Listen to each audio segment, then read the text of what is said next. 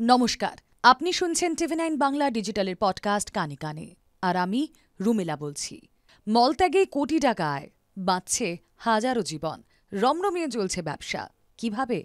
টিভি9 Bangla ডিজিটালের podcast কানে কানের আজকের এপিসোড 622-এ আপনার জন্য রইল সেই বিষয়ে বিশদ তথ্য। আজকের পডকাস্টটি লিখেছেন টিভি9 বাংলা ডিজিটালের সাংবাদিক অমর্ত্য লাহিড়ী। খাওয়া বা ঘুমের মতো মলত্যাগও এক গুরুত্বপূর্ণ শারীরবৃত্তীয় প্রক্রিয়া। এমন কোনো মানুষ নেই যে দিনে অন্তত একবার মলত্যাগ করে না।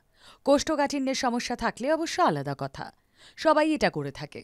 কিন্তু যদি আপনাকে বলি আপনার প্রতিদিনের এই মলের দাম $500, অর্থাৎ সহজ কথায় ভারতীয় মুদ্রায় 41,000 টাকা, অবাক হবেন তো? অবশ্যই হবেন। কিন্তু তাই বলে এটা কোনো গল্প কথা নয়, খাঁটি সত্য। আসলে সোশ্যাল মিডিয়ায় সম্প্রতি একটি ভিডিও ভাইরাল হয়েছে। সেই ভিডিওতেই মলদান করে বড়লোক হওয়ার ম্যাজিক মন্ত্র দেওয়া হয়েছে। ভিডিও অনুযায়ী কোনো ব্যক্তি তার একদিনের মলের জন্য $500 পর্যন্ত কামাতে পারেন। আসুন শুনে নিই ব্যাপারটা ঠিক কী। কারা দিচ্ছে টাকা? সোশ্যাল মিডিয়া প্ল্যাটফর্ম ইনস্টাগ্রামে সম্প্রতি $T নামে এক ইউজার একটি ভিডিও পোস্ট করেছেন। ওই ভিডিওয় বলা হয়েছে মলদান করে বছরে 1,50,00,000 পর্যন্ত আয় করা সম্ভব। কারা দিচ্ছে এই টাকা?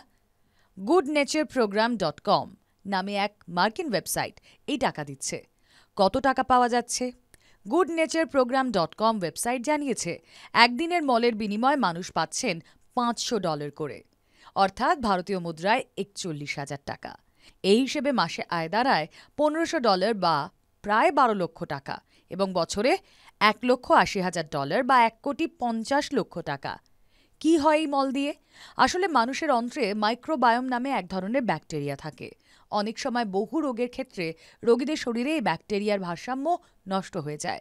এই ভারসাম্য বজায় রাখতে বাইরে থেকে ওই ব্যাকটেরিয়া রোগীর শরীরে প্রবেশ করানো হয়, আর এই ব্যাকটেরিয়া সংগ্রহ করা হয় মানুষের মল থেকে।